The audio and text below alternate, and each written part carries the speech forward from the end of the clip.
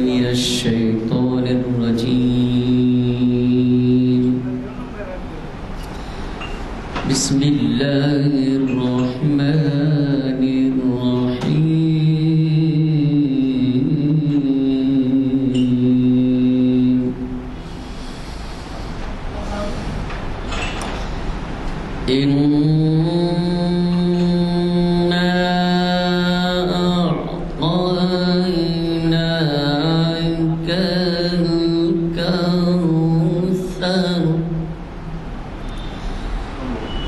فصل لربك وانحر إن شانئك هو الأبتر. صدق الله العظيم. اسلام کا مطلوب مسلم، اسلام کا مطلوب مسلمان. حافظ اسحاق کمال قادری صاحب آپ سے مخاطب ہوں گے. حافظ اسحاق کمال قادری صاحب، جن کا پروگرام پہلے سے طے شدہ ہے، اور وہ عنوان انہوں نے جو دیا ہے ہمیں بہت ہی دلچسپ عنوان ہے، اسلام کا مطلوب مسلمان. میں ان سے گزارش کرتا ہوں، آپ کو پتہ ہے کہ انہی کے محافل کا آغاز انہی کے خطاب سے ہوا تھا، اور اللہ کا شکر ہے کہ آج اتنے عرصے بعد بھی دو دفعہ بعد بھی ہمارا سلسلہ جاری ہے. میں مولانا سے گزارش کرتا ہوں کہ وہ شاہد نشین پر تشریف لائیں. وبرکاتہ. اعوذ باللہ السمیع العلیم من الشیطان الرجیم. بسم اللہ الرحمن الرحیم. الحمد للہ رب العالمین الرحمن الرحیم مالک یوم الدین والصلاة والسلام علی سیدنا محمد وآلہ وصحبہ اجمعین. اعوذ باللہ من الشیطان الرجیم. قال اللہ جل وعلا: یا ایہا الذین آمنوا اتقوا اللہ حق تقاتہ ولا تموتن الا وانتم مسلمون. صدق اللہ العظیم. تمام تعریفیں اللہ ہی کو لائق ہیں، جو تمام جہانوں کا پالنہار ہے، جو بہت ہی مہربان نہایت رحم فرمانے والا ہے، جو بدلے کے دن کا مالک ہے. ایسی شان والے مالک کے، اس کی شایع نشان درود اور سلام ہوں اس کے آخری نبی اور رسول سیدنا محمد عربی صلوات اللہ وسلامہ علیہ پر، آپ پر، آپ کی ازواج پر، آپ کی اولاد پر، آپ کے اصحاب پر، آپ کی صحابیات پر، اور آپ کے تمام ان امتیوں پر جو آپ کے راستے پر چل رہے ہیں اور قیامت تک چلتے رہیں گے. حمد و صلات کے بعد آج بتاریخ 3 اکتوبر 2022 مطابق 6 ربیع الاول 1444 ہجری بروز پیر، بوقت درمیان عصر مغرب، بمقام مسجد عالیہ گن فاؤنڈری حیدرآباد، شریعت انفارمیشن سروس کی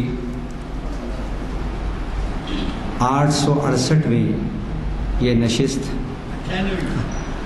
868واں خطاب ہے، 868واں یہ خطاب ہے، اور اس کا عنوان ہے آج کے خطاب کا اسلام کا مطلوب مسلمان.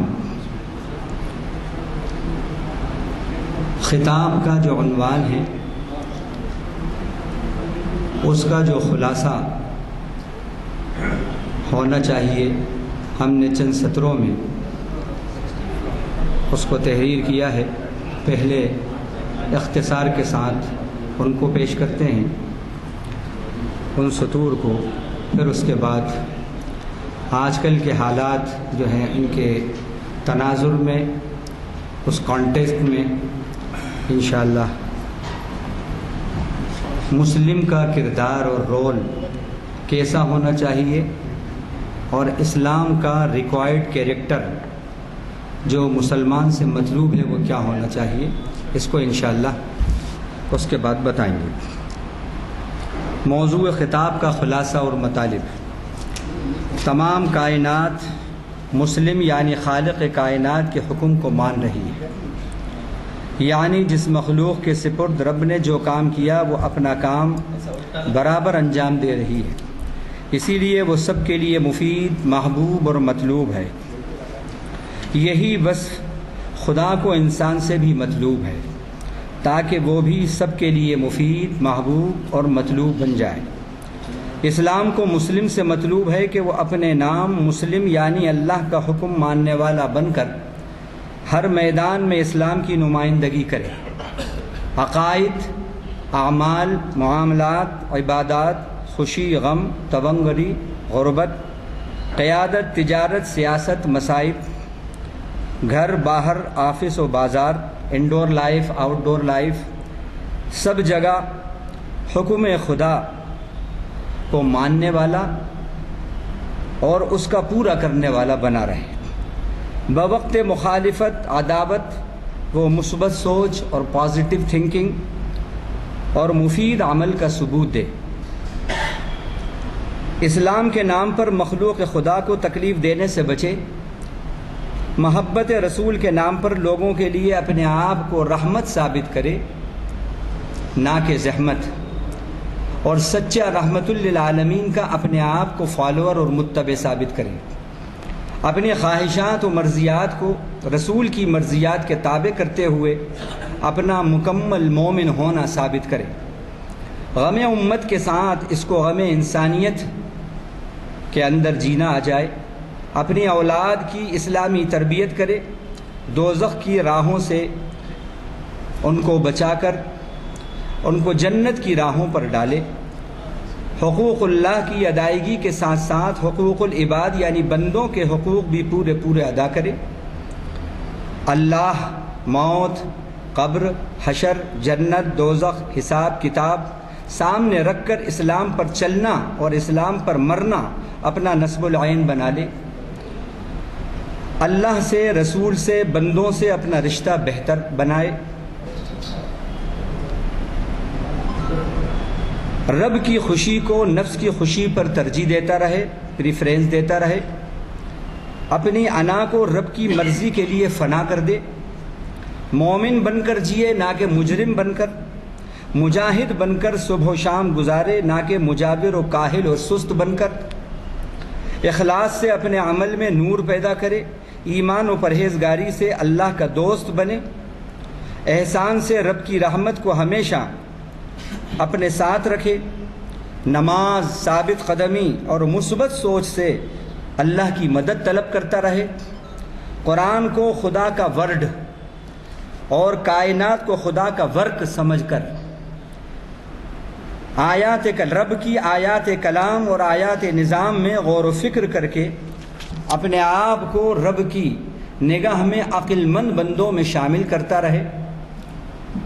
قرآن کے ریڈر سے بڑھ کر اس کا فالوور بنے اور فالوور بن کر زندگی گزارے۔ اپنے کل کو آج سے ہر وقت کمپیئر کرتا رہے اور رب کی جو بھی نعمتیں پلس نظر آئیں ان کا کریڈٹ رب کریم کو دے کر ان نعمتوں کو منعم یعنی اللہ کی مرضی کے مطابق استعمال کر کے حقیقی شکر گزار اور ذاکر بن کر زندگی گزارے۔ یہ آج کے خطاب کا یہ خلاصہ تھا۔ کبھی ایسا ہوتا ہے کہ وقت کی قلت میں بات پوری نہیں ہوتی تو میں نے تلخیص کے ساتھ یہ خلاصہ آپ کے سامنے پیش کر دیا۔ اب اسلام اور اسلام کا ریکوائرڈ کیریکٹر جو مسلمان سے مطلوب ہے وہ کیا ہے؟ پہلے آپ یہ سمجھ لیں، اسلام اور ایمان کی تعریف۔ اسلام کے معنی ہیں to surrender, to devote, to submit, بِلَافِ اللَّہ، اللہ کے معاملے کو تسلیم کر لینا، اللہ کے حکم کو مان لینا، اس کے آگے total submission, total surrender, total devotion, یہ اسلام کے معنی ہیں۔ یعنی اللہ کا حکم ماننے والا، اللہ کا حکم ماننا۔ اور ایمان کے معنی ہیں جو اندرون ہے اس کا، نیت اور دماغ، اس میں بھی اللہ کا یقین پختہ کر لینا، دل میں اللہ کا یقین پختہ کر لینا۔ اب علماء نے اس سلسلے میں اسلام اور ایمان سے متعلق جو باتیں بتائی ہیں وہ بھی آپ کے سامنے پیش کر لوں۔ بڑے بڑے علماء کی تحقیقات کا یہ نچوڑ اور یہ خلاصہ ہے، یہ جس ہے کہ اسلام اور ایمان، مسلم اور مومن، قرآن اور حدیث میں جہاں جہاں الگ ذکر ہوں گے، ان کا الگ ذکر ہوگا، مسلم کا الگ ذکر، مومن کا الگ ذکر، یا اسلام کا الگ ذکر، ایمان کا الگ ذکر، تو اس سے مراد ایک ہی ہے۔ جہاں اسلام کا ذکر ہے تو اس سے مراد ایمان، جہاں ایمان کا ذکر ہے تو اس سے مراد اسلام۔ اسلام ایمان دونوں ایک ساتھ ہیں اس میں، لیکن جب ایک آیت میں ایک ساتھ اگر اسلام اور ایمان آئیں گے تو پھر اس میں تھوڑا سا فرق ہوگا۔ جیسے قالت الاعراب آمنا قل لم تؤمنوا ولکن قولوا اسلمنا، دیہاتی یہ آئے اللہ کے نبی کے پاس اور آ کر کہا کہ ہم ایمان لے آئے۔ اللہ تعالیٰ نے آیت اتاری، کہا کہ ان سے کہو کہ یہ ایمان نہیں لائے، مت کہو کہ ہم ایمان لائے، بلکہ یہ کہو قولوا اسلمنا، ہم اسلام لائے۔ ولما يدخل الایمان فی قلوبکم، اور ایمان تو اب تک تمہارے دلوں میں داخل نہیں ہوا۔ تو جب ایک ساتھ آئیں گے اسلام ایمان تو اس کی تھوڑی سی اس طرح تشریح کی جائے گی اور تھوڑا سا یہ فرق ہوگا۔ لیکن جہاں اکیلے آئیں گے اسلام اور ایمان تو اس میں مکمل اسلام بمعنی ایمان ہے اور ایمان بمعنی اسلام ہے۔ جیسے یا ایھا الذین آمنوا ادخلوا فی السلم کافہ، اے ایمان والوں اسلام میں مکمل داخل ہو جاؤ۔ یہ کیا بات ہوئی؟ وہاں پر کہا گیا کہ ایمان دل میں داخل نہیں ہوا، یہاں ایمان والوں سے کہہ رہے ہیں کہ اسلام میں مکمل داخل ہو جاؤ۔ مطلب کیا ہے؟ مطلب یہ ہے کہ ایمان کا، اسلام کا 100% مظاہرہ کرنا یہ ایمان ہے، اور ایمان کا جو ریکوائرمنٹس ہیں ایمان کے، جو مطالب ہیں ان کو پورا کرنا، اللہ کے حکموں کو بر وقت اور ہر وقت ماننا، یہ اسلام ہے۔ تو بہرحال اب دوسری بات، مسلم اور مجرم کی پہچان۔ اللہ تعالیٰ نے فرمایا ان شر الدواب عند اللہ الذین کفروا فہم لا یؤمنون، جتنے بھی روئے زمین پر چلنے والے ہیں ان میں سب سے بدترین اگر مخلوق ہے اللہ کے نزدیک تو کون ہے؟ جو خدا کے نافرمان ہیں اللہ کے نزدیک، اور جو ایمان نہیں لاتے، جو اپنے مالک، اپنے خالق، اپنے مدبر کائنات، اپنے رب کو، اپنے مالک حقیقی کو نہیں پہچانتے، تو یقیناً وہ احسان فراموش ہیں، اور احسان فراموشی یہ تو بہت برا عمل ہے۔ اسی لیے فرمایا کہ جو لوگ ایمان نہیں لاتے، خدا کے جو نافرمان ہیں، وہ ساری مخلوق میں سب سے بری مخلوق ہے اللہ کے نزدیک۔ اور فرمایا لبئس ما قدمت لهم انفسهم ان سخط اللہ علیہم، بہت بری ہے وہ چیز جو انہوں نے، ان کے ہاتھوں نے آگے بھیجی، یعنی کفر اور اللہ کی بے وفائی، اللہ کی نافرمانی۔ تو اللہ کی فرما برداری بہترین چیز ہے، رضوان من اللہ اکبر، اللہ کی خوشنودی سب سے بڑی چیز ہے، اور اللہ کی ناراضگی سب سے بری چیز ہے۔ اسی طرح سورہ محمد کے اندر اللہ نے مسلم اور کافر کا فرق بتایا، فرمایا الذین کفروا وصدوا عن سبیل اللہ اضل اعمالہم والذین آمنوا وعملوا الصالحات وآمنوا بما نزل على محمد وهو الحق من ربهم كفر عنهم سيئاتهم وأصلح بالهم ذلك بأن الذين كفروا اتبعوا الباطل وأن الذين آمنوا اتبعوا الحق من ربهم. جو کافر ہیں، جو خدا کے نافرمان ہیں، خدا کے باغی ہیں، وہ جھوٹ کی اور باطل کی پیروی کرتے ہیں، وہ اس کے فالوورز ہوتے ہیں. اور جو ایمان والے ہیں اتباع الحق، وہ حق کی، صداقت کی، سچائی کی پیروی کرتے ہیں، وہ اس کے فالوور ہوتے ہیں. جھوٹ کا فالوور ہے کافر، جھوٹ کا فالوور، اور مومن سچ کا فالوور. اب ہمارے نئے سوکال راشٹر پتا نے پوچھا اور کہا کہ آپ کافر کہنا چھوڑ دیں، تو ہم انہیں بتاتے ہیں کہ کافر کیا ہے. قرآن کہتا ہے کافر وہ ہے جو جھوٹ کا فالوور ہے، جو شرک کا فالوور ہے، جو گناہوں کا فالوور ہے، جو رب کا باغی ہے، اس کو کافر کہتے ہیں. اور قرآن سے ہی حوالہ دوں، اللہ تعالیٰ نے قرآن میں کسانوں کو کافر کہا. سورہ حدید رکوع نمبر 3 پارہ نمبر 27 میں فرمایا کَمَثَلِ غَيْثٍ أَعْجَبَ الْكُفَّارَ نَبَاتُهُ. ایمان والے کی مثال اور اس کے جو اعمال ہیں اس کی مثال ایسی ہے کہ جیسے بارش برسی اور پھر اس بارش سے کھیتی لہلہائی. جب کھیتی لہلہاتی ہے تو وہ کسان جس نے اپنی کھیتی کے اندر محنت کی ہے، جب وہ اپنی کھیتی کو لہلہاتا ہوا دیکھتا ہے تو خوش ہوتا ہے. یہاں کفار کا لفظ جو ہے وہ کسان کے معنی میں آیا ہے، کسان کے معنی میں. تو قرآن نے کسان کو کافر کہا. کیوں کہا؟ کفر کے معنی چھپانے کے آتے ہیں. کسان دانے کو زمین میں چھپاتا ہے، اس لیے اس کو کافر کہا. تو ایک معنی کافر کے چھپانے کے. دوسرے کافر کے معنی ناشکرا، اپنے مالک، اپنے خالق، اپنے رب کا ناشکرا بندہ، جو اس کو ہوائیں دے رہا ہے، آکسیجن دے رہا ہے، سورج سے حرارت دے رہا ہے، زمین سے سبزہ دے رہا ہے، لائف سپورٹ سسٹم اس نے بنا دیا ہے. یہ جو پلینٹ ہے زمین، اس میں اس نے جو چیزیں ضرورتیں زندگی گزارنے کے لیے بیسک نیڈز، وہ سب اس نے اویل کر دی ہیں، موجود ہیں. اس مالک کی ناشکری کرنا، ناشکرا بندہ، اس کو بھی کافر قرآن نے کہا. جیسے لئن شکرتم لازیدنکم ولئن کفرتم ان عذابی لشدید. اگر تم شکر ادا کرو گے تو میں تمہیں جو نعمتیں عطا کی ہیں ان میں مزید اضافہ کروں گا، اور اگر ناشکری کرو گے تو پھر میرا عذاب سخت ہے. تو معلوم ہوا کافر کے معنی کیا ہوئے؟ ناشکری کی. اور ایک کافر کے معنی حق کو ریجیکٹ کرنے والا، حق کو ریجیکٹ کرنے والا. جیسے قل یا ایھا الکافرون لا اعبد ما تعبدون. جو حق کو ریجیکٹ کرے اس کو کہا کافر، یعنی حق کا انکار کرنے والا. تو اب یہ ہے کفر کے معنی.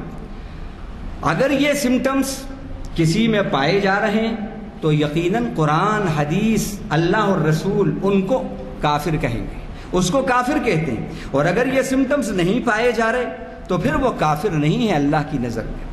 اور ایک اللہ کی یہ شان دیکھیے کہ یہ لفظ کفر جو ہے یہ انسانوں کو بھی ناپسند ہے.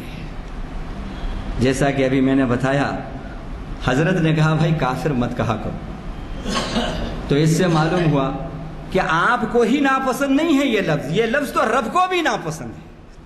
یہ لفظ کافر تو اللہ کو بھی ناپسند ہے، یہ لفظ کافر تو رسول کو بھی ناپسند ہے، یہ لفظ کافر تو اللہ کے جو بندے مومن بندے ان کو بھی ناپسند ہے.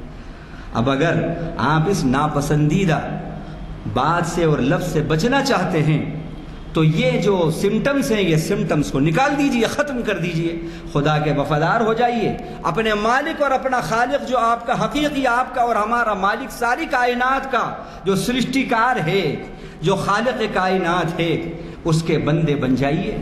بس اس کے بعد پھر کون کہے گا آپ کو کافر؟ پھر بتائیے، یہ ختم ہو جائے گا سلسلہ۔ تو یہ ایک بات۔ دوسری بات، یہ کوئی نئی بات نہیں ہے، جو مسلم ہے مسلم کا اپوزٹ کافر ہے۔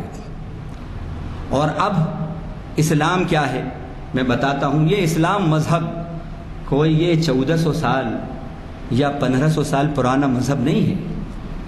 اسلام اتنا ہی پرانا مذہب ہے جتنا پرانا چاند و سورج ہے، جتنے پرانے چاند و سورج ہیں، زمین اور آسمان ہیں، پہاڑ ہیں، دھرتی ہے، آکاش ہے، اتنے ہی پرانا یہ اسلام ہے۔ وہ کیسے؟ اور دوسری بات، ساری کائنات کا مذہب اسلام ہے۔ یہ صرف مسلمان کا مذہب اسلام نہیں ہے، ساری کائنات کا مذہب اسلام ہے۔ کیسے؟ اب آپ کہیں گے صاحب کیسے؟ تو دلائل کے ساتھ میں پیش کرتا ہوں۔ اللہ نے فرمایا وَلَهُ أَسْلَمَ مَنْ فِي السَّمَاوَاتِ وَالْأَرْضِ طَوْعًا وَكَرْهًا وَإِلَيْهِ يُرْجَعُونَ۔ آسمانوں میں جو مخلوق ہے سب مسلمان ہیں، یعنی اللہ کا حکم مان رہی ہے۔ زمین میں جو مخلوق ہے سب اس کا یعنی اللہ کا حکم مان رہی ہے، مسلمان ہے۔ اب اللہ نے کہا ساری کائنات مسلمان ہیں۔ ان الدین عند اللہ الاسلام، اور اللہ کے نزدیک وہی مذہب قابل قبول ہے، وہی دین قابل قبول ہے جس میں اللہ کا حکم مانا جائے۔ اور یہ اس لیے کہ ساری کائنات کا مذہب اسلام ہے، اور اسلام کے معنی اللہ کا حکم ماننا۔ سورج کا مذہب اسلام ہے، یعنی اللہ کا حکم مان رہا ہے۔ زمین سے اس کا فاصلہ 149.69 ملین کلومیٹر ہے۔ یہ فاصلہ اللہ نے رکھ دیا، اتنے فاصلے پہ حکم دے دیا کہ یہیں تجھے رہنا ہے۔ وَالشَّمْسُ تَجْرِي لِمُسْتَقَرٍّ لَهَا، اور یہیں پر تجھے اپنے آربٹ پر ریوولو ہوتے رہنا ہے۔ یہ حکم اس کو ملا ہے کہ اتنے ہی فاصلے پہ رہنا ہے۔ اب وہ اللہ کا یہ حکم مان رہا ہے، اپنے اسلام پہ قائم ہے۔ جتنا بلندی پر ہے، جتنے فاصلے پر، اگر آدھا نیچے آ جائے یعنی اپنے اسلام سے مرتد ہو جائے، چھوڑ دے اپنے اسلام کو، یا اوپر چلا جائے جتنا فاصلے پہ آدھا، تو کیا ہوگا؟ وہ جس دن اسلام سے اپنے ہٹے گا، اپنے رب کے حکم سے ہٹے گا، اسی دن وہ غیر مفید ہوگا، اور اسی دن وہ موت کا سبب اور موت کا سمبل بن جائے گا۔ تو گویا ساری کائنات کے لیے سورج سولار انرجی کا ایک بھنڈار ہے۔ کس لیے؟ اس لیے کہ وہ اپنے اسلام پہ قائم ہے۔ اس کے اپنے اسلام پہ قائم ہونے کی وجہ سے وہ زمانے کے لیے مفید بھی ہے، اور زمانے کا محبوب بھی ہے، زمانے کا مطلوب بھی ہے۔ چاند کا مذہب اسلام ہے، چاند اللہ کا حکم مان رہا ہے۔ چاند کا فاصلہ 384.400 کلومیٹر، یہ اس کا فاصلہ ہے زمین سے۔ اگر اس فاصلے سے آدھا نیچے آ جائے یا آدھا اوپر آ جائے تو کیا ہوگا؟ نیچے آ جائے تو جو ٹائڈنگز ہوتے ہیں، جو جوار بھاٹا ہوتے ہیں سمندر کے اندر، وہ معلوم ہوا کہ 24 گھنٹے کے اندر یہ حال ہو کہ کئی مرتبہ مد و جزر ہو اور پوری دنیا غرق ہو جائے۔ جہاں جہاں وہ سطح ہے اس میں دنیا ایک بار دو بار غرق ہو جائے تو بچے گا کون؟ تو گویا کہ وہ جس مقام پر ہے وہ اپنے رب کے حکم کو مان رہا ہے، اسی حکم کی وجہ سے وہ مفید بنا ہوا ہے۔ اور سمندر میں ریشفلمنٹ ہو رہا ہے، سمندر میں ریفائن کا ایک سلسلہ ہے جو اس عمل کی وجہ سے ہو رہا ہے، اور جس سے بدبو اور سڑان پیدا نہیں ہو رہی۔ یہ سب کیوں ہیں؟ وہ مفید کیوں بنا ہوا ہے؟ اس لیے کہ وہ اپنے اسلام پہ قائم ہے۔ اسی طرح H2O کا یہ مشہور فارمولہ ہے، ہائیڈروجن کے 2 مالیکیولز، آکسیجن کا 1، پانی کا مشہور فارمولہ ہے۔ پانی اپنے اسلام پہ قائم ہے، خدا کے حکم کو مان رہا ہے۔ ایک ڈراپ ہو، پانی کا ایک ڈراپ ہو، اس کے اندر بھی یہی فارمولہ ہے، اور پانی کا اگر دریا ہے تو اس میں بھی یہی فارمولہ ہے. کیسا اسلام پہ قائم ہے. اس کے اس اسلام پہ اللہ کے حکم پہ قائم ہونے کی وجہ سے وہ زمانے کے لیے مفید بنا ہوا ہے، اور اسی لیے وہ مطلوب ہے زمانے کا، اور اسی لیے زمانے کا وہ محبوب ہے. درخت آکسیجن دیتا ہے، کاربن ڈائی آکسائڈ کو کنورٹ کرتا ہے، فوٹو سنتھیسس سے آکسیجن دیتا ہے. یہ حکم ہے خدا کا اس کو، یہ اس کا اسلام ہے. اگر وہ اپنے اسلام سے مرتد ہو جائے، ہمارے لیے موت بن جائے، تو معلوم ہوا ساری کائنات کا مذہب اسلام ہے. اللہ کو یہی اسلام ہم سے بھی مطلوب ہے. یہ ساری کائنات رب کے حکم پر قائم، اسلام پر قائم ہے، اس لیے مفید ہے، محبوب ہے، مطلوب ہے. ہم اپنے اسلام سے رب کے حکموں سے ہٹ گئے، اس لیے ہماری افادیت ختم ہو گئی. ہم جو زمانے کے ایک زمانے تک مطلوب تھے وہ ہمارا مطلوب پنا ختم ہو گیا، ہماری افادیت ختم ہو گئی. ہم اگر آج اپنے اسلام پہ آ جائیں، جیسے خلق کا جو اسلام ہے وہ قلب کا بھی اسلام بن جائے، بس یہ مطلوب ہے اللہ. جو خلق کا اسلام ہے، مخلوق کا اسلام، وہ قلب کا اسلام بن جائے. ایسا مسلم، ایسا کردار اسلام کو مطلوب ہے. اللہ تعالی ہمیں ایسا مسلم بنائے. اب اس کے بعد مسلمان جب مصائب اور کے حالات سے گزرتا ہے، مشاکل سے، فتنوں اور فسادات اور خلفشار سے گزرتا ہے، یہ کوئی نئی بات نہیں ہے. جیسا کہ آج ہم دیکھتے ہیں کہ مسلمانوں کو مختلف قسم کے مصائب، مشاکل، ٹینشنز، فتنے اور فساد کا سامنا کرنا ہے، وہ فیس کرنا ہے. تو تاریخ میں جب ہم یہ دیکھتے ہیں کہ اگر مسلمان اسلام کی نسبت پر اگر وہ باطل کے ہاتھوں تکالیف اور مصائب اور مشاکل سے گزر رہا ہے، اگر اس میں وہ اپنے آپ کو اسلام پہ یہ سمجھے کہ یہ میرا امتحان ہے، یہ میرا امتحان ہے، اور اس امتحان میں وہ اپنے اسلام پر قائم رہے. جیسا کہ سیدنا ابراہیم سے اللہ نے کہا، اذ قال له رب اسلم قال اسلمت لرب العالمین. ان سے کہا، ان کے رب نے ابراہیم سے کہ آپ مان لیجئے، حکم کو مانیے. انہوں نے کہا میں نے رب العالمین کے حکم کو مانا. اور اس کے بعد آگے ہے وَإِذِ ابْتَلَىٰ إِبْرَاهِيمَ رَبُّهُ بِكَلِمَاتٍ فَأَتَمَّهُنَّ. جب ان کے رب نے ان کو آزمایا کچھ احکام سے، انہوں نے مکمل کیا اس کو، تو اللہ تعالیٰ نے فرمایا انی جاعلک للناس اماما، اے ابراہیم میں تم کو دنیا کی لیڈرشپ، سارے انسانوں کی قیادت عطا کروں گا. اس میں ہمارے لیے بتایا گیا کہ اسلام کیا ہے. سیدنا ابراہیم نے ہم کو کہا هو سماکم المسلمین، ابراہیم نے تمہارا نام مسلمان رکھا ہے. ابراہیم نے مسلمان رکھا ہے. اور مسلم سیدنا ابراہیم کو اللہ تعالیٰ نے فرمایا. اب ان کی کیا خصوصیت تھی؟ کیا خصوصیت تھی؟ دو صفات ان میں تھی، ایک تسلیم اور ایک تکمیل.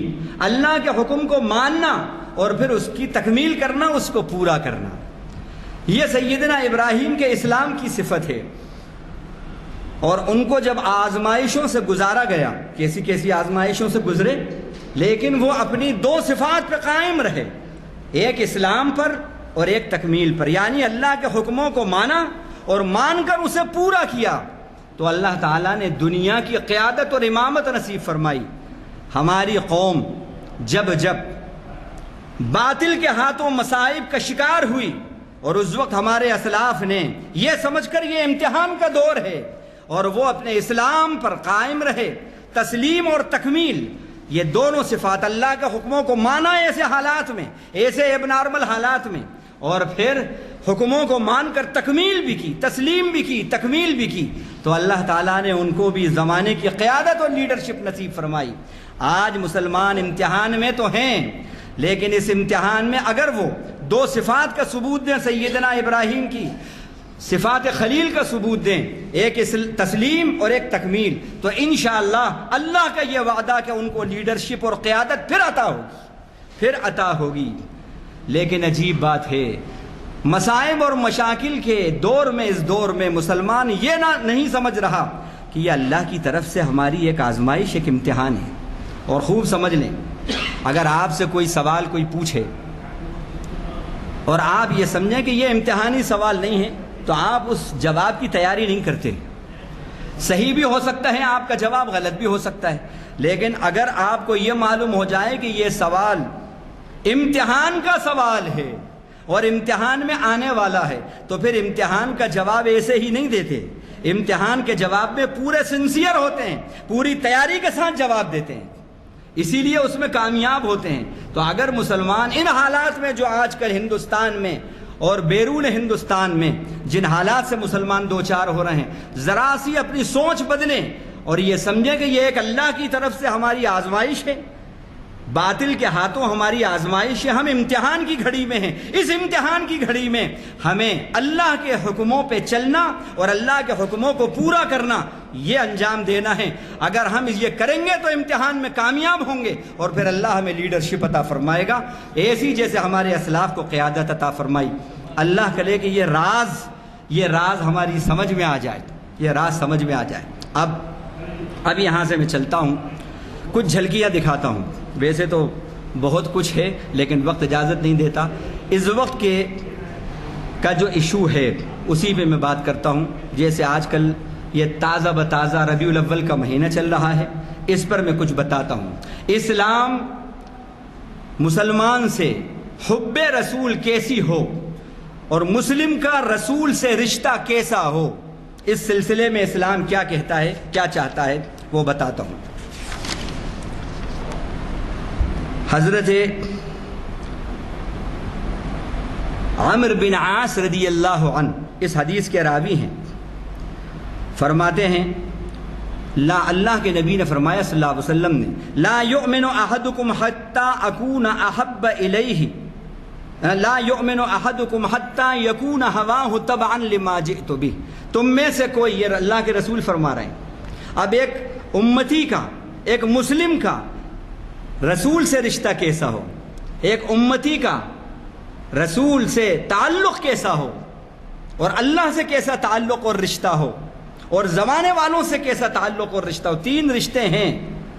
بحیثیت بندے اللہ سے تعلق بہتر ہو، بحیثیت امتی رسول سے ہمارا رشتہ اور تعلق اسٹیبلش ہو، بہتر ہو، بحیثیت انسان ساری انسانیت سے ہمارا تعلق بہتر ہو. اب اس سلسلے میں سنیں اللہ کے رسول سے محبت کیسی ہو. فرمایا تم میں سے کوئی اس وقت تک مومن نہیں ہو سکتا جب تک کہ اس کی خواہش بھی اس دین کے تابع نہ ہو جائے جس کو لے کر میں آیا. ایک بات یہ ذہن میں رکھیے. دوسری حدیث یہ ابھی حضرت انس سے مروی ہے اور بخاری شریف کے اندر آئی ہے، لا یؤمن احدکم حتی اکون احب الیہ من والدہ وولدہ والناس اجمعین. تم میں سے کوئی اس وقت تک مومن نہیں ہو سکتا جب تک کہ میں اس کے نزدیک اس کی اولاد، اس کے ماں باپ اور ساری انسانیت سے زیادہ محبوب نہ بن جاؤں. اسی بات کو اللہ تعالیٰ نے سورہ احزاب میں اس طرح بیان کیا، پہلے رکوع کے اندر 21ویں پارے میں، النبی اولا بالمؤمنین من انفسہم وازواجہ امہاتہم. نبی جو ہیں ان کا مومنوں پر ان کی جانوں کا جتنا تعلق ہے، جتنا حق ہے، مومنوں کا مومنوں کی جانوں پر جتنا حق ہے اس سے کہیں زیادہ حق مومنوں کی جانوں پر، مومنوں کی جانوں سے زیادہ نبی کا حق ہے. اسی کی یہ تشریح ہے. اور فرمایا وَأَزْوَاجُهُ أُمَّهَاتُهُمْ. آپ اپنا مقام تو سمجھیے کہ کیا مقام ہے آپ کا. اور نبی کی بیوییں مومنوں کی مائیں ہیں. اللہ اکبر. جب آپ صلی اللہ علیہ وسلم کی بیویاں ازواج مطہرات ہماری مائیں ہوئیں تو باپ کون ہوئے ہمارے؟ اللہ کے نبی ہوئے نہیں ہوئے؟ روحانی باپ ہمارے حضرت محمد مصطفیٰ صلی اللہ علیہ وسلم ہیں. کیا مقام ہے آپ کا، کیا مقام ہے. اب جس کا روحانی باپ محمد عربی کملی والا ہو وہ جھوٹ بولے، وہ حسد اور کینہ بغض میں رہے، وہ خدا کو چھوڑ کر کہیں اور سر ٹیکے، وہ بغض اور کینہ کپٹ میں رہے، وہ بندوں کے حقوق کی حق تلفیاں کرے، وہ اللہ کے حقوق مارے. رسول کے فرزند روحانی ہیں آپ، روحانی فرزند ہیں. اپنا مقام سمجھیے. تو دو باتیں اس حدیث سے، ان دو حدیثوں سے معلوم ہوئی. لا یؤمن، لا یؤمنوں کے الفاظ آئے. تم میں سے کامل ایمان تمہارا اس وقت تک نہیں ہو سکتا کسی کا جب تک کہ یہ دو باتیں نہ ہوں. ایک تو میں محبوب ترین بن جاؤں، میری محبت اس کے دل میں سب سے زیادہ ہو. دوسرا، محبت کا تقاضا کیا ہے؟ جو دین اور شریعت میں لے کر آیا ہوں اپنی خواہشات کو بھی اس دین کے تابع کر دے. کہاں ہیں ہماری خواہشات؟ ہمارے نفس کے دین کے تابع ہے. شادی ہے تو ہماری خواہش نفس کے دین کے تابع ہے، رب کے دین کے تابع کہاں ہیں؟ محمد کی شریعت کے تابع کہاں ہیں؟ غم میں ہماری خواہشات نفس کے تابع ہیں. خوشی اور غم کے اندر کیا حال ہے ہمارا؟ ہم دیکھیں، ہم عہدوں پر فائز ہیں، ترقیوں کے اندر ہیں اور بڑے بڑے مناصب ہمیں ملے ہوئے ہیں. اس وقت ہماری خواہشات کس کے تابع ہیں؟ کرسی کے تابع ہیں، نفس کے تابع ہیں، فلاں کے تابع ہیں، فلاں کی مرضی کے تابع ہیں، محترمہ کی مرضی کے تابع ہیں، اولاد کی مرضی کے تابع ہیں، پہلوان کی مرضی کے تابع ہیں، امیر کی مرضی کے تابع ہیں، وزیر کی مرضی کے تابع ہیں، یا امیروں کے امیر، وزیروں کے وزیر، روحانیت کے شہنشاہ حضرت محمد مصطفیٰ صلی اللہ علیہ وسلم کی مرضی کے تابع ہیں. تو جب تک یہ اتباع کہ مرضی کو بھی نبی کی مرضی میں ضم کر دو نہ ہو، اس وقت تک اللہ کے نبی فرما رہے ہیں تمہارا ایمان ناقص ہے. اب لاکھ دعوے کرتے رہو، لاکھ اپنی انگلیوں کو آنکھوں پر رکھو، لیکن اللہ کے یہاں ناقص ایمان ہے تمہارا.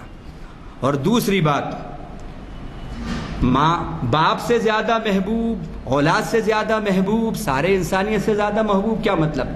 مطلب یہ ہے کہ یہ وہ چیزیں ہیں جن کی محبت میں آدمی قربانیاں دے دیتا ہے.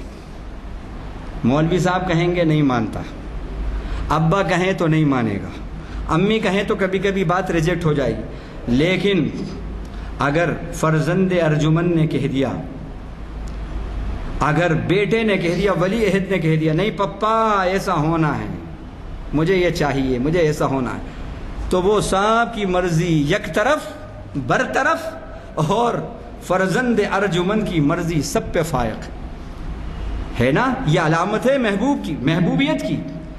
جتنی تمہیں یہ سب چیزیں محبوب ہیں ان کے تقاضے، ان کی محبت میں تم پورا کرتے ہو اور دوسروں کے تقاضے ریجیکٹ کرتے ہو.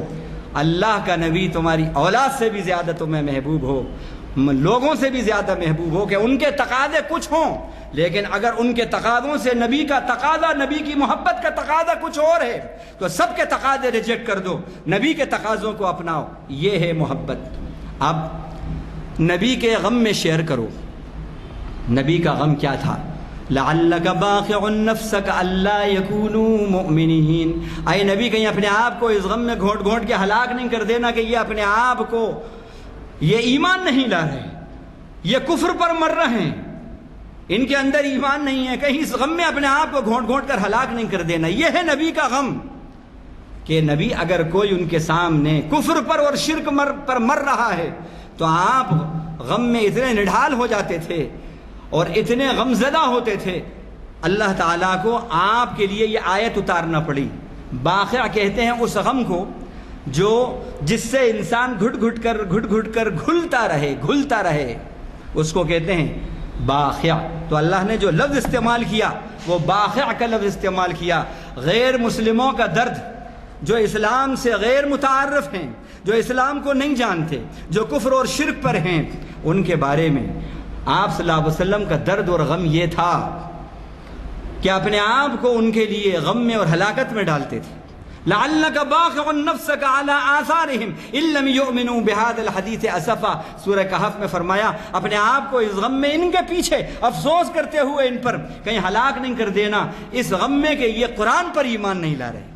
آج کتنے ہمارے بھائی ہیں کہ جو قرآن کو نہیں جانتے، کتنے ہمارے غیر مسلم بھائی ہیں کہ جو نبی کے لیے نفرت کی باتیں کرتے ہیں. کیوں؟ علم نہیں ہے ان کو کہ نبی کون ہیں، نبی کی شان کیا ہے. یہ ہماری ذمہ داری ہے کہ ہم ان کو نبی کا تعارف دیں. نبی تو ان کے غم میں اتنے گھٹتے تھے کہ قرآن کہہ رہا ہے کہ اپنے آپ کو ہلاک کرتے تھے. یہ بتاؤ ان کو کہ قرآن تمہارے بارے میں نبی اتنے غم کرتے تھے، اتنے گھٹتے تھے، راتوں کو تمہارے لیے دعا کرتے تھے، اور تم ان کو اپنا خیر خواہ نہیں سمجھ رہے، تم ان سے نفرت کرتے ہو۔ پڑھو نبی کی سیرت، غور کرو نبی کی سیرت میں۔ نبی تو وہ ہیں جو تمہارے لیے صبح شام اس غم میں گھٹتے تھے، تمہاری جنت کے لیے گھٹتے تھے، تمہاری جنتوں کی اللہ سے دعا مانگتے تھے۔ تو ہمیں بھی یہ غم ہمیں بھی شیئر کرنا ہے، اس طرح نبی سے ہمیں اپنا تعلق استوار کرنا ہے۔ اسی طرح آپ صلی اللہ علیہ وسلم سے حقیقی محبت یہ ہے کہ ہم زمانے کے لیے، جیسے آپ رحمت ہیں، ہم بھی زمانے کے لیے اپنے کردار کو رحمت ثابت کریں۔ آپ صلی اللہ علیہ وسلم ایک مرتبہ اپنے صحابہ کے ساتھ ایک مقام سے گزر رہے ہیں، دوپہر کا وقت ہے، قیلولہ کیا، کچھ ادھر کوئی ادھر کوئی ادھر لیٹا۔ آپ نے کہا، ایک صحابی کو بھیجا، ایک شخص کو کہا کہ راستے کے اندر جو جو لیٹا ہے، قیام کیا ہے، اس سے کہو کہ راستے چھوڑ کر آرام کریں، لوگوں کو تکلیف نہ دیں۔ اور پھر فرمایا کہ اگر وہ راہ گیروں کو تکلیف دیں گے تو نہ ان کا اللہ کی یہاں فرض قبول ہوگا نہ نفل قبول ہوگی۔ یہ ہے نبی۔ آج ہم دیکھتے ہیں کہ راستے روک لیے ہیں اور سامنے معلوم ہوا میٹرنٹی ہاسپٹل ہے، وین کے اندر وہ پیشنٹ ہے، ڈیلیوری کا پیشنٹ ہے، سامنے ہاسپٹل دکھ رہا ہے لیکن راستہ نہیں ہے، روکے ہوئے ہیں، اور بیچ چوراہے کے اوپر بڑی ٹرالی کے اندر ایک شخص آئینہ دکھا رہا ہے، دوسرا شخص امامہ باندھ رہا ہے، اور ادھر جو ہے ریکارڈنگ چل رہی ہے۔ اللہ اللہ، ارے یہ سب گھر میں بنو سمرو، چورستے کے اوپر، چار مینار کے مین چورستے کے اوپر، یہ سب کئی سال پرانی بات کہہ رہا ہوں، اور سامنے وہ میٹرنٹی ہاسپٹل ہے، وہ پیشنٹ چیخ رہا ہے جو ڈیلیوری کا پیشنٹ ہے، اور گاڑی کے اندر ہی فارغ ہو گیا۔ یہ اسلام ہے۔ نبی کسی کو تکلیف دینا پسند نہیں کرتے، نبی کی ذات سے، آپ کی ذات سے کسی کو تکلیف نہ ہو، اس طرح رسول کی محبت کا اظہار، اس طرح رسول کی محبت کا اظہار ہو۔ اسی طرح آپ کا دل مسلمان بھائی کے لیے حسد سے پاک ہو، کینے کپٹ سے پاک ہو، اس بات کا بھی ہم خیال رکھیں۔ اور یہ سیرت کے جلسے جو ہیں یہ محبتوں میں اضافہ کرنے والے ہوں، اتحاد میں اضافہ کرنے کا سبب بنے، نہ کہ سیرت کے جلسے نفرتوں میں مسلمانوں کے اندر انتشار اور افتراق پیدا کر دیں۔ نبی کی محبت اس لیے ہوتی ہے، نبی کے جلسے اس لیے ہوتے ہیں کہ آپ کے اندر گروپزم آ جائے، انتشار آ جائے۔ نہیں، نبی کے جلسے ان کی نسبت پر جو باتیں ہونا یہ چاہیے کہ اگر اس جلسے سے پہلے، اس سیرت کے جلسے میں شرکت سے پہلے آپ کے دل کے اندر کسی بھائی کی طرف سے، مسلمان بھائی کی طرف سے کینے تھے، حسد تھا، بغض تھا، وہ جلسے میں شریک ہوئے ہیں، اس کی نورانیت سے آپ کا دل جو ہے صاف ستھرا ہو جائے اور یہ سب خرابیاں نکل جائیں۔ یہ ہے حب رسول کا تقاضا، یہ حب رسول کا تقاضا ہے، یہ ہے مسلمان کی تصویر۔ اسی طرح آپ صلی اللہ علیہ وسلم نے فرمایا کہ لا یؤمن احدکم حتی اکونا، ایک جگہ فرمایا واللہ لا یؤمن، واللہ لا یؤمن، واللہ لا یؤمن، 3 بار کہا کہ خدا کی قسم وہ مومن نہیں ہے، خدا کی قسم وہ مومن نہیں ہے، خدا کی قسم وہ مومن نہیں ہے۔ صحابہ جو ہیں وہ گھبرا گئے، ان کہا کہ وہ من یا رسول اللہ، اللہ کے نبی وہ کون ہیں جس کے بارے میں آپ یہ فرما رہے ہیں، وہ کون ہیں؟ آپ نے فرمایا واللہ لا یؤمن الذی لا یأمن جارہ بوائقہ، خدا کی قسم وہ مومن نہیں ہے۔ 3 بار اللہ کی قسم کھا کر یہ بات کہی کہ خدا کی قسم وہ مومن نہیں ہے جس کا پڑوسی اس کے شر سے محفوظ نہ ہو۔ آج عشق رسول کے دعوے ہیں اور وہ مسلمان پڑوسی جو ہے اس کے گھر کے آگے کچرے کی پوری کنڈی رکھ دی ہے لے جا کے، اور گندگی جو ہے ذرا ہمت کر کے اوپر چڑھ کے اس کا اسٹیئر جو کیس ہے اسٹیپ اس پہ لے جا کے 5 میں بالکل اس کے ڈور کے پاس لے جا کے رکھ دیتے ہیں۔ یہ کیا ہے؟ اور حدیث کے اندر آتا ہے اگر کوئی مسلمان کو یہ سمجھ کر تکلیف دے کہ اس کو اس بات سے تکلیف ہوگی تو یہ حرام ہے، فعل حرام، وہ اسلام سے خارج ہو جاتا ہے، اسلام سے خارج ہو جاتا ہے۔ کہاں ہیں ہم؟ اللہ کے نبی اس کے ایمان کو ایمان تسلیم نہیں کرتے جو اس طرح کا عمل کرے۔ اسی طرح آپ نے فرمایا لا يدخل الجنت من لا یأمن جارہ بوائقہ، وہ جنت میں داخل نہیں ہوگا جس کے پڑوسی اس کے شر سے محفوظ نہ ہوں۔ نبی یہ کہہ رہے ہیں۔ اب ایک بات اور سن لیں، اللہ کے نبی صلی اللہ علیہ وسلم سے محبت اگر واقعی ہے تو یہ 6 باتیں جو آپ نے کہی ہیں یہ آپ کے اندر اور ہمارے اندر ہونا چاہیے۔ ہم میں سے ہر ایک کی تمنا ہے اور ہونا چاہیے کہ جنت میں ہم جائیں، ہے ہر ایک کی تمنا، ہر مسلمان کی تمنا۔ اگر وہ گناہ سے گناہ گار بھی ہے، گناہ گار سے گناہ گار بھی ہے، لیکن اس کی بھی تمنا ہوتی ہے جنت میں جائے۔ اگر آپ کو جنت میں جانے کی تمنا ہے اور اللہ کے نبی آپ چاہتے ہیں آپ کی جنت کی گارنٹی لیں اور ضمانت لیں، تو اللہ کے نبی نے فرمایا کہ تم 6 باتوں کی مجھ کو ضمانت دو، میں جنت کی تمہارے لیے ضمانت لیتا ہوں۔ غور سے سنیں، حب رسول کا کیا تقاضا ہے۔ یہ ربیع الاول کا جو موسم چل رہا ہے، ذرا عاشق رسول ایسے بنو جیسے صحابہ کرام تھے۔ صحابہ کرام کا عشق جو تھا وہ اداکاری والا عشق نہیں تھا، وہ فداکاری والا عشق تھا۔ خوب سمجھ لیں، یہ میں بڑی گہرائی سے یہ بات کہہ رہا ہوں۔ صحابہ کرام نبی کے فداکار تھے، اداکار نہیں تھے۔ ان کا عشق فداکاری والا تھا اور ہمارا عشق اداکاری والا ہے۔ اداکاری سے جنت نہیں ملتی، فداکاری سے جنت ملتی ہے۔ نبی کے فداکار بنو، نبی کے اداکار نہ بنو۔ اداکاری میں تو مکاری ہوتی ہے، یہاں پر جیے ہیں پھر مر گئے، اس ایپیسوڈ میں زندہ ہیں اور پھر وہاں مر گئے، یہاں مر گئے پھر وہاں زندہ ہو گئے، اس میں باپ بن گئے اس میں شوہر بن گئے۔ یہ اداکاری والی تو یہ دھوکہ ہوتا ہے۔ فداکاری والی محبت کرو۔ تو 6 چیزوں کی تم مجھے ضمانت دو، میں تمہارے لیے جنت کی ضمانت دیتا ہوں۔ اس سے بڑھ کر اور گارنٹیئر کوئی ہونا آپ کو، کوئی اور چاہتے ہیں آپ کہ نبی سے بڑھ کر کوئی گارنٹی لے، اس کی گارنٹی کے اندر کوئی شک ہے؟ فرمایا اضمنونی ستا من انفسکم اضمن لکم الجنہ، 6 باتوں کی تم مجھے گارنٹی دو، میں جنت کی گارنٹی دیتا ہوں۔ پہلی بات اصدقوا اذا حدثتم، جب بات کرو تو سچ بولو۔ عاشق رسول ہیں اور جھوٹ پر سارا کاروبار ہے، عشق رسول ہیں اور چوری کی لائٹ میں سیرت کے جلسے نہیں، سب سرکاری مال ہے، جائز ہے۔ سرکاری مال یہ کہاں سے آ گیا بتاؤ مجھے؟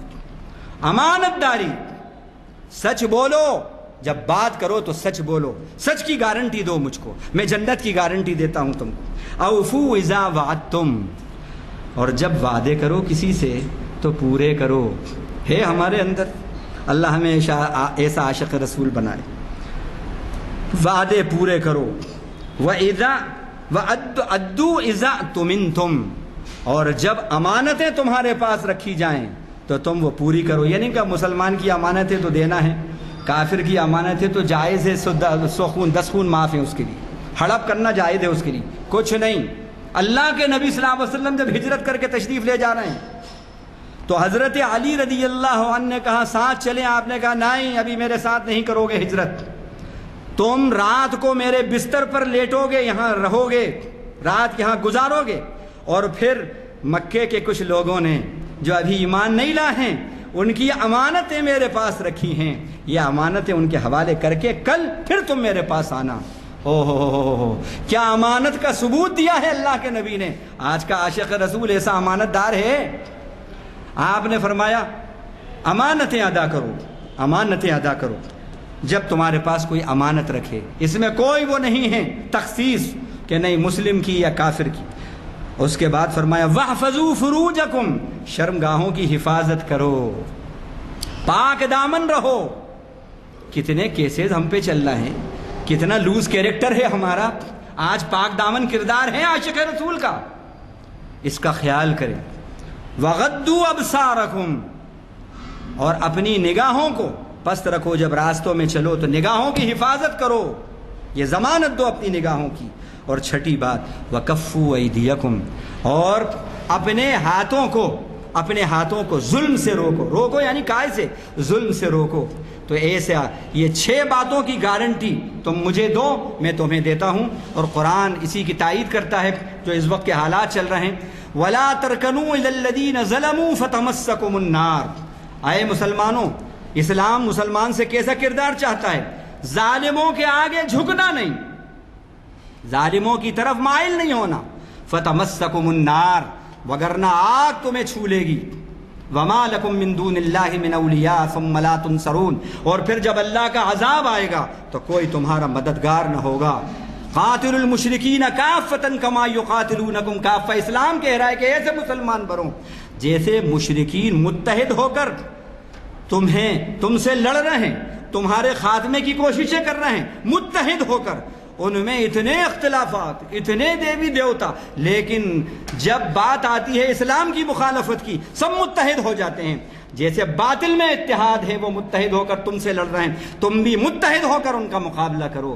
لیکن عجیب بات ہے، آج باطل کی صفوں میں تو اتحاد ہو رہا ہے، لیکن ہم حق کا دعویٰ کرنے والے اہل حق، ہماری صفوں میں انتشار ہے، 1.5 اینٹ کی مسجدیں ہر ایک الگ الگ بنایا ہوا ہے۔ اتحاد پہ آ جاؤ، متحد ہو جاؤ۔ اور رسول نے جو باتیں کہی ہیں کہ ایسی ضمانت اپنے کردار کی دو کہ تمہارا کردار ضمانت والا کردار ہو، تو انشاءاللہ پھر رسول کا ساتھ وہاں پر ہمیں اور آپ کو ملے گا۔ اللہ سے دعا ہے کہ پروردگار عالم کہنے والے کو بھی جو کچھ کہا ہے اس کو بھی عمل کی توفیق دیں، سننے والے بھائیوں اور بہنوں کو بھی۔ وآخر دعوانا الحمدللہ الحمدللہ رب العالمین۔ ماشاء اللہ، آپ نے دل کی گہرائیوں سے ہمارے کردار کو جھنجھوڑا ہے۔ اللہ کرے کہ آپ کا ایک ایک لفظ ہمارے دل کی گہرائیوں تک اتر جائے اور ہم عملی طور پر ایک اچھے مسلمان بننے کی کوشش کریں اور اس کا ایک نمونہ زمانے کو دیں، تاکہ جو ہے زمانہ مسلمان کو، ہم کو دیکھ کر یہ سمجھے کہ حقیقت میں اسلام یہ ہے، اسلام کی یہ تعلیمات ہیں۔ یہ ہم جلسے مناتے ہیں اور جو ہے سیرت النبی کے جو ہے بہت ساری جو ہے وہ کرتے ہیں، یہ نعرے بازی، محب رسول ہونے کے دعوے، یہ سب کھوکھلے ہیں جب تک ہم اپنے کردار کے اندر ثابت قدم نہ رہیں اور آپ کی بتائی ہوئی باتوں پر اثر انداز ہمارے دلوں پر نہ ہو تو جو ہے یہ تمام جلسے جلوس بیکار ہیں۔ اللہ تعالی ہم سب کو اس بات کی توفیق دے کہ ہم ایک ایک لفظ آپ کا بیان کیا ہوا جو ہمارے لیے جھنجھوڑنے کا کام کرتا ہے، ہم کو جو ہے جھنجھوڑے، ہمارے ضمیر کی آواز کو اجاگر کرے اور ہم اس پر عمل کرنے والے بن جائیں انشاءاللہ۔ اب آج آئندہ کے پروگرام کے اندر جو ہے میں آپ کو بتا دوں کہ نیکسٹ جو ہے چہارشنبے کے اندر ایک پروگرام ہے 5 اکتوبر کو، جو متروکات اقبال کے لیے جو اقبال شناسی کی محفل 1090 محفل ہوگی اور اس کو ڈاکٹر رؤوف صاحب مخاطب کریں گے۔ آپ حضرات اس میں بھی شرکت کریں اور ہمارے جلسوں کی جو ہے آپ میں شرکت کرتے ہوئے اپنے دوست احباب کے ساتھ اور اس کی تشہیر کرتے ہوئے کہ آپ کے پاس یہ پامفلٹس آئے ہوئے ہیں، اس کی جو ہے تشہیر کرتے جائیں۔ انشاءاللہ تعالی ہمارے جلسے بھی کامیاب ہوں گے اور ہمیں صحیح زندگی گزارنے کے طریقے بھی معلوم ہوں گے۔ میں مولانا سے گزارش کرتا ہوں کہ وہ اپنے ساتھ جو ہے اپنے دوست احباب کے ساتھ زیادہ تر ترغیب دیجیے کہ ہمارے نوجوان جو غافل ہیں، جو ان کے اپنے مستقبل کے بارے میں بھی جو ہے وہ اندھے بنے ہوئے ہیں، ان کو آپ جگائیں، ان کو جو ہے ساتھ لے کے آئیں۔ میں مولانا سے گزارش کروں گا کہ دعا کریں کہ اللہ تعالیٰ ہم سب کو نیک توفیق اور اسلام پر چلنے کے توفیق نصیب عطا فرمائے۔ سبحان اللہ وبحمدہ، سبحانک اللہم وبحمدک، نشہد ان لا الہ الا انت نستغفرک ونتوب الیک۔ اللہم اجعلنا من الذین یستمعون القول فیتبعون احسنہ۔ اللہم اسمعنا منادی الجنة مع الابرار۔ ربنا تقبل منا انک انت السمیع العلیم وتب علینا یا مولانا انک انت التواب الرحیم۔ وصلی اللہ تعالی علی خیر خلقہ محمد وآلہ وصحبہ اجمعین، آمین والحمدللہ۔ ماشاء اللہ، رونگٹے کھڑا کرنے والا بیان خراب تھا۔ اللہ تعالیٰ بس دلوں